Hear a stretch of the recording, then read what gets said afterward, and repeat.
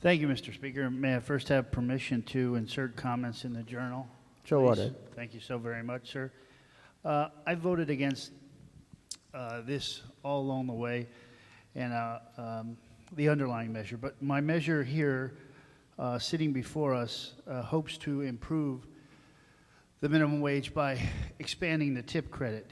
Mr. Speaker, you might be surprised to know, and I kind of find this humorous myself, that the amendment mirrors United States Senate Bill 460, introduced by Tom Harkin, a very liberal Democrat from Iowa, and is endorsed by President Obama. And my amendment addresses the tip credit only. It deals nothing with the underlying bill. And if it's something that the president can get behind, you would think that it's something that we could get behind. After all, we claim him as one of our own. But Mr. Speaker, this would expand the tip credit to give restaurants an opportunity to recoup some of that minimum wage. And I will go from both ends of the spectrum for you. Someone at McDonald's doesn't get a tip, at least not normally.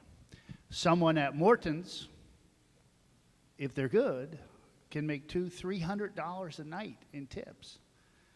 Yet we're going to still require the owner of Morton's to pay that full minimum wage, whatever it may be in the future, $10, without letting them take $3 an hour off. I mean, the individual's already making $100 an hour for a 3 or 4 hour shift, getting tipped extraordinarily well. Now, that's one end of the spectrum. McDonald's is the other end. Tip credit doesn't apply to the person at McDonald's. So then you get, let's find somewhere at the lower end of the spectrum, Anna Miller's. And basically, I'm speaking on behalf of the food service establishments who have the predominant impact, will feel the predominant impact of a tip credit. Beginning of the session, I got a letter from the owner of Anna Miller saying, look, the minimum wage is going to crush us. We're going to have to lay people off. But if you do it, at least expand the tip credit. I still remember to this day that in his letter, he said, my average waitress makes $17 an hour. So if we move the minimum wage up to 10 or whatever it is and give him a $3 tip credit, his waitresses are not being negatively impacted. It doesn't matter where their money comes from. At the end of the day, whether they're making $17 an hour or $20 an hour, tips, wages, all that is combined into the end total. But the restaurateur is asking for relief because his people are already being paid more than the minimum wage. Minimum wage is $7 an hour, whatever, 25, 75, whatever. His people are already making $17 an hour today when you include the tips. So you raise it to $10 an hour. Now they're making $20 an hour more. Right? They're making $20 an hour, not more, $20 an hour. So he's asking, let me have some relief, right? Expand the tip credit so I don't have to lay anyone off because I'm not going to be able to eat all that.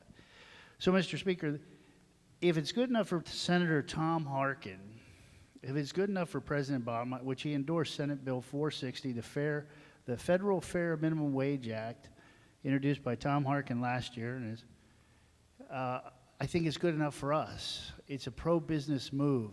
25 cents, 5 cents, I mean, those are meaningless numbers. And what they'll lead to is the employers say, look, I'm not going to take the tip credit. And so all the employees will have to pool their tips, which they can do because of the Woody Woo decision in the Ninth Circuit.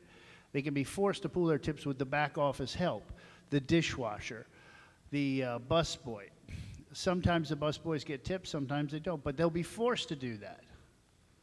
Okay, so you're going to get equality in pay across the board, but the guy washing dishes is usually less skilled and has less capabilities than that frontline server, and the frontline server is going to feel a little disheartened and disenfranchised about that.